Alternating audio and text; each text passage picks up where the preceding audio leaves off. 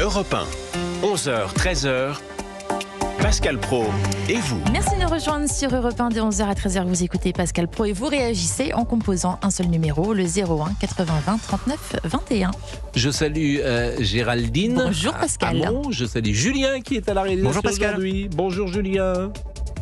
Et notre ami Fabrice a pris sa journée. Il est en il a vacances. mérité de repos. Bon, il nous a dit que c'était encore la neige, mais là on ne croit plus, hein, franchement. Là, je vous entends de loin, vous. Ah bon, monsieur qu'est-ce qu'il y a? Boubouk. Vous allez bien? Vous avez passé un bon week-end? Bah oui, ça je va. ne vous demande pas ce que vous avez fait. Je peux Non. vous demander ce que vous n'avez pas fait. Ça serait plus Oui, rapide. vous embêtez pas avec tout ça. Comme d'habitude. J'ai été voir l'auditrice Marie-Christine, on en reparlera tout à l'heure. Il J'ai est allé promis. chez elle. Vous êtes allé le soir chez elle? Oui, j'ai été chez elle, oui. Non, c'est vrai? Oui, on a une photo. Oui, il y a une photo sur la page Facebook, etc. Ah, vous pensiez que j'allais pas le faire, hein? Attendez. Écoutez, vous nous raconterez. Mais oui. On va parler évidemment du Salon de l'agriculture qui n'est pas un cirque médiatique, politique et militant. Nous sommes avec Amélie Rebière qui est vice-présidente de la coordination rurale. Bonjour madame. Bonjour. J'ai l'impression qu'on en est au même point que lorsque vous êtes venue la semaine dernière ou il y a quelques jours dans ce studio. À peu près, oui. Donc on n'avance pas vraiment. En revanche, je vous propose d'écouter, avant d'entamer le débat, peut-être avec les auditeurs également, Gabriel Attal, Premier ministre hier soir. Les Français ne sont dupes de rien, ni de l'instrumentalisation, ni du mensonge, ni de la poudre aux yeux. Nous ne sommes pas ici au cirque. Le salon n'est pas un cirque médiatique, ni un cirque politique, ni un cirque militant. Au fond, les agriculteurs, nos bêtes, nos filières ne sont pas un décor de campagne. L'agriculture française, ça ne doit être ni l'URSS, ni le Far West. Avec nous, c'est clair. Le gouvernement est pour la politique agricole commune, que l'on doit évidemment réformer. Il est pour le commerce international, que l'on doit évidemment encadrer. Et puis, on peut peut-être écouter mot de Emmanuel Macron, pardonnez-moi, qui était samedi au micro de TF1, puisque vous êtes de la coordination rurale. Le Rassemblement national est-il derrière la coordination rurale, puisque c'est le procès, entre guillemets, qui vous est fait ces derniers jours? Écoutons le président de la République. C'est le Rassemblement national qui est derrière la coordination rurale ou pas? Il a un rôle très important, il a un agenda qui est clair et il a un projet qui est clair. Et donc, ils essaient de faire croire au monde agricole que d'abord on peut supprimer toutes les règles et tout objectif environnemental, ce qui est complètement démago, parce qu'en vrai, nos agriculteurs eux-mêmes et notre population le savent, il faut une transition. Je l'ai dit, il faut nourrir, protéger, renouveler. Bon, ça c'est intéressant, parce que est-ce que c'est vrai ou pas? Est-ce que vous-même, je rappelle madame Rebière que vous êtes vice-présidente de la coordination rurale, est-ce que vous êtes associée au Rassemblement national? Évidemment que non. Et je trouve lamentable que le gouvernement ait ce seul argument à répondre à nos revendications. On lui a donné quelques revendications claires qui viennent du terrain. Nous, on a un projet agricole, on n'a pas un projet politique. Alors évidemment qu'en tant que syndicat, on a comme interlocuteur direct les politiques, les partis politiques, mais de tous bords. On discute avec tous les élus et le souci, c'est qu'on se rend compte que le gouvernement est fébrile, qu'il n'arrive pas à répondre à nos revendications, qu'il ne sait pas comment sortir de cette crise, puisque cette crise les met en face de leur du en même temps avec l'Europe et l'agriculture française, parce qu'on veut qu'ils défendent l'agriculture française, et c'est bien le souci, c'est-à-dire qu'on n'a pas de réelle réponse, et le seul argument, c'est une attaque politique, mais c'est lamentable. Alors, est-ce qu'il y a dans votre syndicat des gens qui ont des fonctions importantes, qui sont également engagés avec le Rassemblement national? C'est ce qu'il dit également. Il dit des décideurs. Qu'il y ait, pourquoi pas, des militants, on peut le comprendre sur le nombre de personnes qu'il y a. Il y a combien de personnes à la coordination rurale? Au niveau du bureau? Au niveau de tous les adhérents? Au niveau de tous les adhérents, je ne peux pas vous dire un chiffre exact, parce que en plus on a fait beaucoup d'adhésions ces derniers temps, mais au niveau du bureau, vous êtes combien au bureau? Du bureau, on est 6. Bon, et aucune de ces personnalités n'est engagée évidemment sur une liste du Rassemblement national aux européennes, par exemple. Évidemment que non, ouais. Et même les présidents départementaux, c'est dans les statuts, n'ont pas le droit d'avoir un mandat politique. Quel qu'il soit. Donc M. Macron, selon vous, ne dit pas une vérité? Non, c'est de la diffamation et c'est grave d'attaquer un syndicat qui fait remonter les problèmes du terrain. Enfin, on lui parle de misère agricole, on lui parle de suicide, de personnes qui s'en sortent pas, et nous, il nous répond politique et RN. C'est inadmissible. Bon, j'entends votre réponse et pour tout dire, je suis un peu étonné de la prise de position d'Emmanuel Macron, parce qu'il prend des risques forcément en disant ce qu'il a dit, et notamment au Figaro. Il a dit il y a des décideurs qui sont liés, des décideurs qui sont liés au Rassemblement national. Donc c'est une phrase qu'il a dite et qui est rapportée dans le Figaro. On va marquer une pause et puis on pourra parler évidemment de la position d'Emmanuel Macron qui est compliquée puisque, on le dit souvent, il a approuvé le Green Deal en décembre 2023. Et le Green Deal, c'est finalement rendre l'Europe climatiquement neutre en 2050. Il a approuvé ce qu'on appelle la Farm to Fork. En français, ça veut dire de la ferme à la fourchette, qui est une feuille de route établie par la Commission européenne pour minimiser l'impact de l'agriculture sur la biodiversité et les émissions de CO2. La France a également voté la politique agricole commune. Donc j'ai envie de dire que ces 3 éléments que je viens de dire, c'est précisément ce qui est au cœur des discussions et des problèmes des agriculteurs. Donc c'est lui-même qui les a votés ou les a fait voter. Donc comment sortir de cette ambiguïté, ou en tout cas de ce paradoxe plutôt? Eh bien, on va en parler avec des auditeurs et avec vous, madame. À tout de suite. Vous écoutez Pascal Pro de 11h à 13h sur Europe 1. Et pour réagir justement, vous composez ce numéro. Appelez Pascal Pro au 01 80 20 39 21. Europe 1. Pascal Pro et vous. De 11h à 13h sur Europe 1 et vos réactions 01 80 20 39 21, Pascal. Et je rappelle qu'on est avec Amélie Rebière, vice-présidente de la coordination rurale. Quand vous dites on est au point mort, c'est-à-dire que qu'est-ce que vous réclamez? Qu'est-ce qu'on ne vous donne pas après quelques jours de négociations? On réclame principalement des réponses claires sur la potentielle entrée de l'Ukraine en Europe. Et Et ça, c'est non, a priori. L'entrée de l'Ukraine en Europe, c'est non? A priori? Vous pensez que l'Ukraine peut rentrer dans l'Union européenne? Moi, je suis persuadée qu'elle va y rentrer. On n'a pas de discours clair du gouvernement. On a rencontré le commissaire européen hier qui nous a dit que c'était important que l'Ukraine rentre dans l'Europe. Donc les discours ne sont pas en faveur de ce que nous on demande. Déjà, il faut que ce soit ratifié par le peuple français et me semble-t-il, sauf erreur de ma part, il y a dans ces cas-là, il y a un vote pour un référendum. En tout cas, le peuple français est interrogé pour l'entrée d'un nouvel entrant. Il me semble que le peuple français avait déjà voté contre l'Europe et puis on a quand même l'Europe. Nous sommes d'accord en 2005 et effectivement c'était passé, alors c'était pas passé par la voie référendaire. Oui. Bon bref, et de toute façon, la deuxième revendication qu'on a, dont on n'a pas eu de réponse, c'est aussi de sortir l'agriculture du traité de l'OMC pour les traités de libre-échange, pour protéger notre production française et arrêter d'être la variable d'ajustement et d'échanger les produits agricoles contre du lithium ou des voitures. Et nous n'avons pas de réponse non plus. Parce qu'effectivement, nous avons besoin du lithium et des voitures pour construire nos voitures. Et c'est toute la difficulté de trouver les bons accords qui puissent satisfaire nos intérêts. J'ai envie de dire qu'ils ne sont pas forcément que des intérêts agricoles, ce que vous pouvez comprendre, j'imagine aussi. Oui, évidemment. Alors on est avec Nico. Bonjour Nico. Oui, bonjour Pascal, bonjour à toute l'équipe, et puis vous êtes des gens merveilleux. Ça, j'allais dire, je suis bien d'accord, mais bon, en tout cas, vous êtes en forme vous-même. Parce que je suis avec vous, autrement je suis pas en forme, voilà, vous êtes mon carburant. Vous habitez où?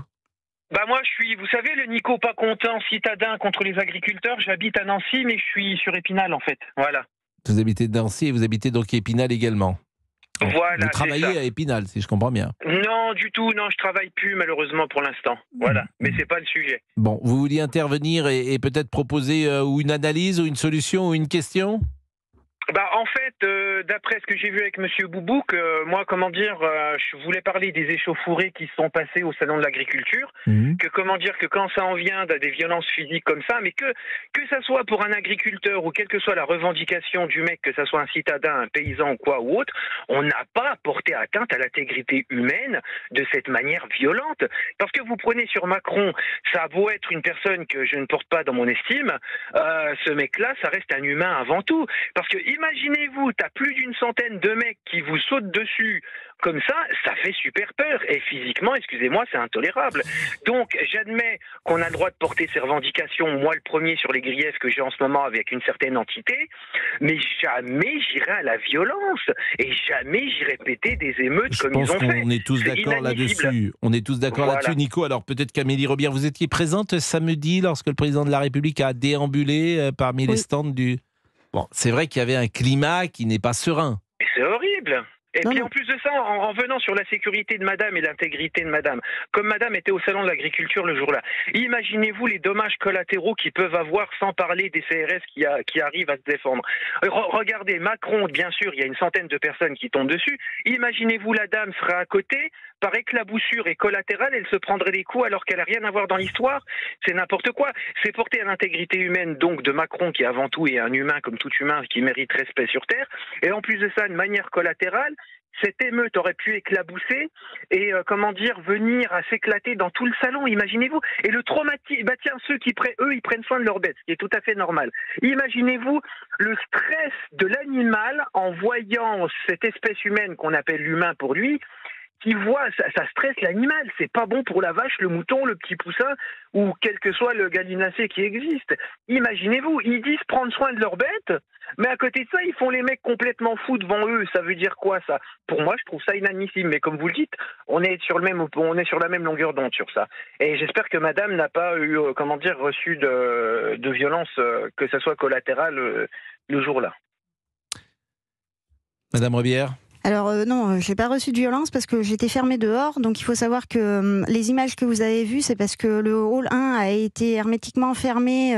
On a enfermé les gens dans le hall 1 le temps que Monsieur Macron était en discussion au premier étage. Donc le président de la République, en fait, n'a jamais été en danger ni au contact des manifestants qui étaient en bas ou qui étaient dans les autres halls. Moi, j'ai été enfermée dans le hall 4 quand Monsieur Macron a déambulé et est allé manger dans le hall 4, même les sorties de secours étaient scellées, donc personne ne pouvait sortir, personne ne pouvait rentrer. Je vous assure qu'il y avait... Ce qu'on peut comprendre, oui, c'est-à-dire que le président de la République, il faut protéger le président de la République et que les sorties de secours soient fermées lorsqu'il est là, permet surtout que personne ne puisse rentrer pour attenter à sa sécurité. Moi, je n'en... Ça, alors, c'est pas ça qui me dérange. Après, qu'il y ait une sécurité autour du président, c'est bien normal, vu la fonction.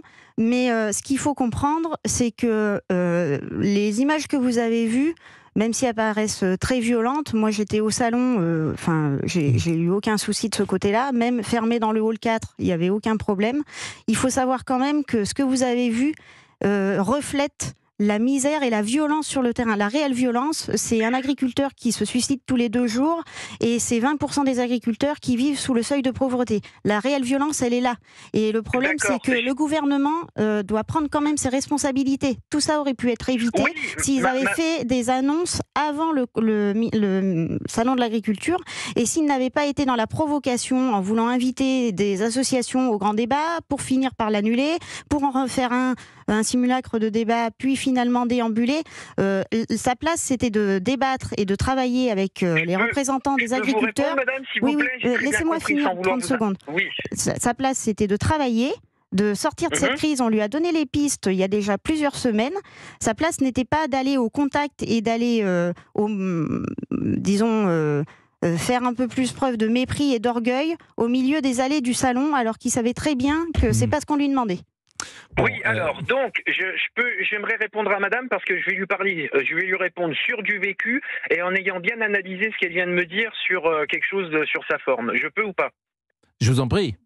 Oui, voilà, donc ainsi dire, donc madame, j'ai très bien compris la logistique de défense, et c'est sûr que comme je vous explique sur les côtés, collatéraux, et sur l'intégrité de monsieur Macron, c'est très bien, il y a une logistique qui s'est faite pour défendre l'humain. Je suis d'accord avec vous. Mais déjà, s'il n'y aurait pas eu, excusez-moi, des mecs immatures qui auraient créé bagarre physique à faire des émeutes, il n'y aurait pas eu besoin de tout ça. Moi, là, comme vous me parlez, j'ai l'impression qu'on est en train de faire de l'hermétisme. Moi, ce qui m'ennuie dans ce débat, c'est que ça me paraît pas l'essentiel du débat, pour tout vous dire.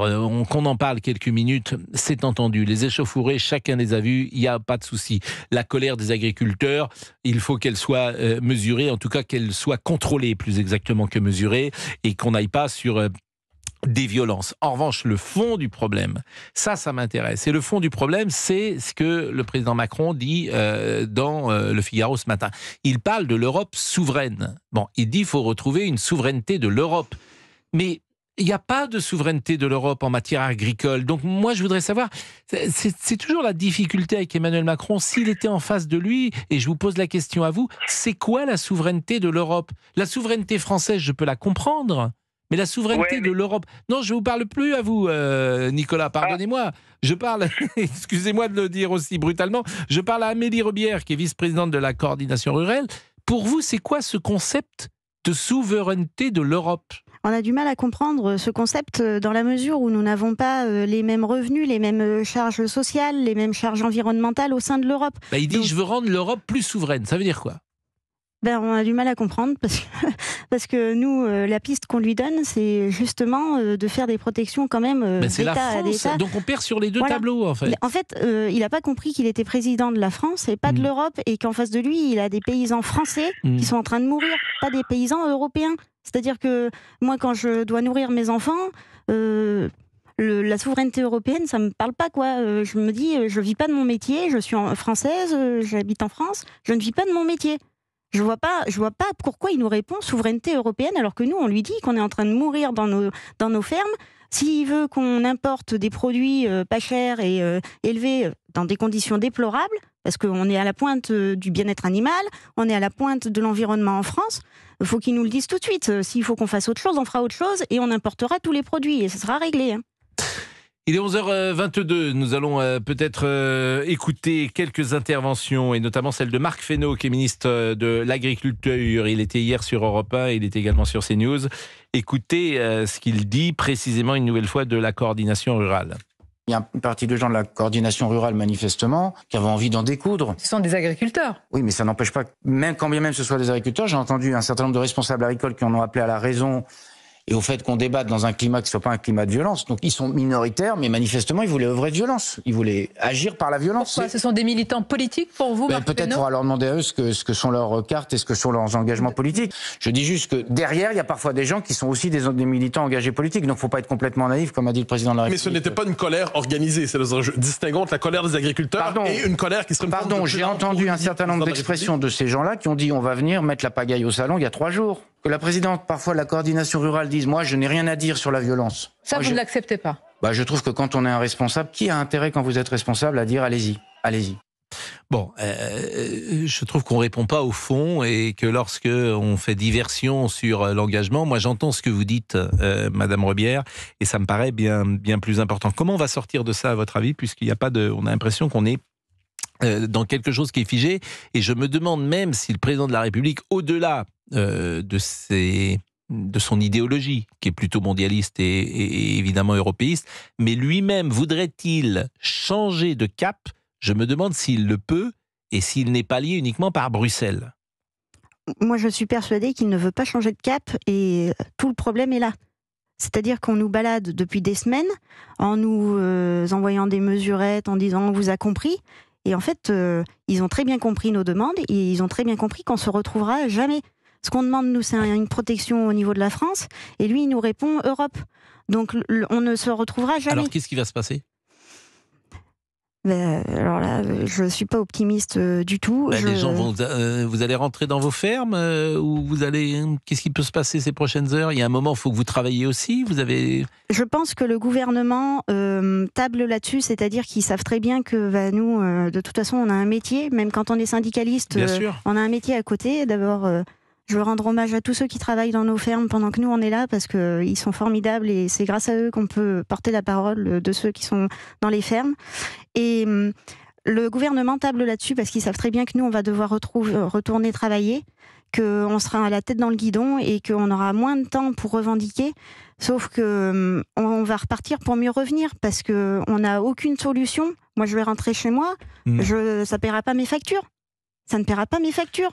Et on rappelle, Amélie, ce que vous faites, peut-être, puisque les auditeurs d'Europe 1, vous étiez là il y a quelques jours, ont peut-être oublié dans quel secteur vous êtes ? Je suis éleveuse en Corrèze de veaux de lait sous la mer. Voilà, et les fameux veaux de lait, que tout le monde ne comprenait pas, et sous la mer, puisque M. Boubouk pensait que c'était des veaux de lait... Des veaux aquatiques, des veaux de lait amphibies. Je précise que les veaux de lait sous la mer, c'est la mer... La maman. La maman. Ah oui, voilà. Qu'ils sont élevés comme cela. Alors c'est une agriculture d'exception. Disons-le, haut de gamme, qui est assez cher d'ailleurs à l'achat, j'imagine, et qui permet quand même pour vous de mieux s'en sortir aujourd'hui ? Non, parce que actuellement, on a une telle explosion des charges, que ce soit l'alimentation du cheptel, que ce soit l'électricité, et comme n'importe quel consommateur, on a l'inflation comme n'importe quel consommateur. Donc on ne s'en sort plus parce que on vend les veaux le même prix qu'en 92. Mon mari s'est installé en 92, on vend les veaux le même prix avec des charges qui ont été multipliées par 10. Par exemple, un veau élevé sous la mer, vous le vendez combien ? Entre 1500 et 1800 euros. Et vous en avez combien dans la ferme ? Une soixantaine. Et par an, c'est indiscret de vous demander le chiffre d'affaires que vous faites ? On fait à peu près 140 000 euros de chiffre d'affaires en sachant qu'on a à peu près la moitié de prime pack. Donc voilà, c'est tout à fait transparent. Hein. Donc il n'y a que 70 000 euros à la vente. Pack, on est associé à 2 avec mon mari, donc ça paraît énorme à celui qui travaille à l'usine. Mais actuellement, on se sort 500 euros chacun avec mon mari par mois. Oui, parce que c'est le chiffre d'affaires, il y a énormément de charges. Tout le problème est là. Le problème, c'est les charges, et c'est justement cette organisation européenne qui fait exploser les charges et les importations. Parce que même pour un produit fini comme le nôtre, les importations viennent concurrencer tout le reste. L'alimentation du bétail, le GNR, tout. Bon, on va prendre Maxence dans une seconde, mais on va peut-être marquer une pause avec Julien, qui est aujourd'hui... Juju. Ah, vous l'appelez Juju ? Oui, c'est Juju. Vous êtes amis. Vous pouvez m'appeler comme vous voulez, Pascal. Il n'y a pas de problème. C'est la première fois que vous venez avec C'est la deuxième fois, Pascal. La deuxième fois, oui. Mais vous le saviez. Mais c'est la deuxième fois que Julien est avec nous, Juju. Vous faites mine de ne pas savoir, vous savez, mais c'est un jeu. Vous avez enlevé votre bonnet, vous ? Bah oui, ça tient chaud, oui, bah bien sûr. C'est le principe du bonnet. Ah oui, bah... J'ai déjà plus de cheveux, oui, bon, voilà. Oui, le bonnet en aura. À tout de suite. Vous pouvez réagir en composant le 01 80 20 39 21. La page Facebook Pascal Pro et vous existe aussi. Europe 1, Pascal Pro. De 11h à 13h, Pascal Pro et vous sur Europe 1 et nous rejoignons Maxence qui nous a appelé au 01 80 20 39 21. Quelques secondes encore avant de changer de sujet et d'évoquer la soirée des Césars de vendredi. Nous sommes avec Maxence qui est éleveur en Haute-Saône. Bonjour Maxence. Vous étiez présent dans les échauffourées lorsque par exemple l'enclos où il y avait des chèvres a été abîmé avec ces CRS qu'on a vu tomber par terre ? Bonjour, donc oui, j'étais bien là, j'étais tout devant au CRS et oui, ça a poussé fort et on voulait montrer surtout à Macron qu'on était là et qu'on se laisserait pas faire. C'est parce qu'il y avait plusieurs centaines de CRS qu'on allait s'arrêter là, quoi. Mais vous êtes syndicaliste, Maxence ? Vous êtes un militant ? Vous êtes un éleveur comme les autres ? Je suis syndicaliste à la CR, quoi. Je suis syndicalisé à la CR, coordination voilà, rurale. Bon, vous n'êtes pas un militant du Rassemblement national ? Non. C'est important de le dire puisqu'on vous accuse parfois de l'être. Oui, on nous a dit aussi qu'on était des gauchistes. Enfin voilà, on a tout un tas d'insultes. Quand c'est comme ça qui fuse, mais enfin d'insultes ou pas, mais ça fuse, donc on fait plus attention à ces accusations. Vous êtes éleveur dans quel éleveur de quoi ? De vaches. Et vos soucis aujourd'hui principaux, quels sont-ils ? Les soucis principaux, c'est les charges. Il y a plus de prix, quoi. On veut du prix, on veut du revenu. On veut pas vivre de primes, quoi. Les primes, c'est bien beau, mais on veut un revenu toute l'année. On aurait un revenu toute l'année. Les primes, on s'en fiche de ça.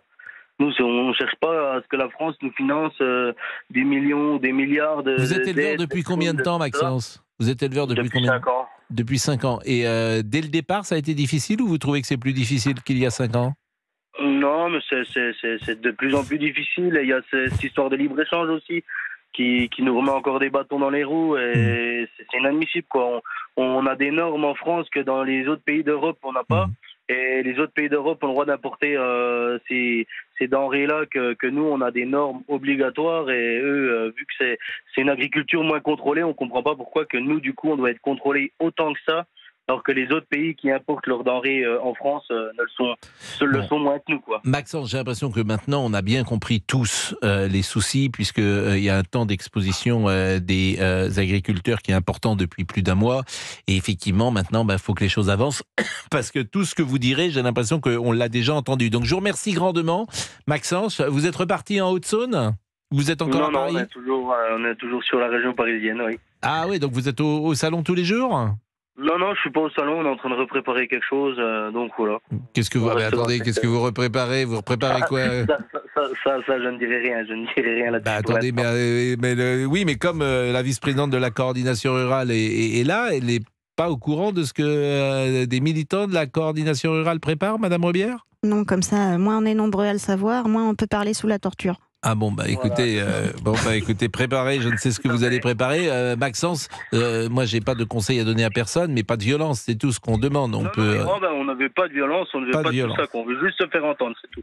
Bon, merci à vous, je remercie également Amélie Rebière. Merci. Vous restez à Paris également pendant le salon, j'imagine? Un petit peu, oui, mais je vais rentrer voir ma famille et mes animaux qui me manquent. Ça, c'est intéressant ce que vous dites. Par exemple, vos animaux, vous ne les avez pas vus depuis combien de temps? Depuis 3 jours. Et il vous manque vraiment physiquement les animaux? Oui, c'est le meilleur des antidépresseurs. Ouais. C'est une autre relation. C'est une relation qui n'est pas pervertie. C'est apaisant. Même si des fois c'est dur, c'est un tout, quoi. Avec mes enfants, mon mari, mes animaux, et puis voilà. Et c'est pour ça, on est heureux. On était heureux comme ça.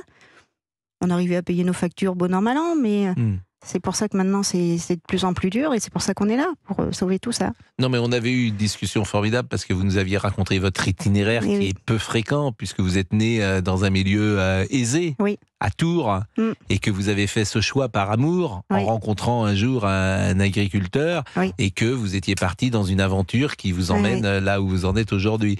Et c'est pour ça que je rebondis sur ce que vous dites, mes animaux me manquent. Et je comprends ce que vous dites, et c'est convaincant, et c'est un rapport que vous avez aux animaux que nous n'avons pas, puisqu'on n'avons pas ce rapport-là, puisqu'on, hélas, nous n'avons pas d'animaux avec nous. Je vous remercie beaucoup, vraiment. Je vous remercie Amélie Rebière, vice-présidente de la coordination rurale. Et puis, on va suivre, bien sûr, les prochains développements avec Monsieur Boubouk.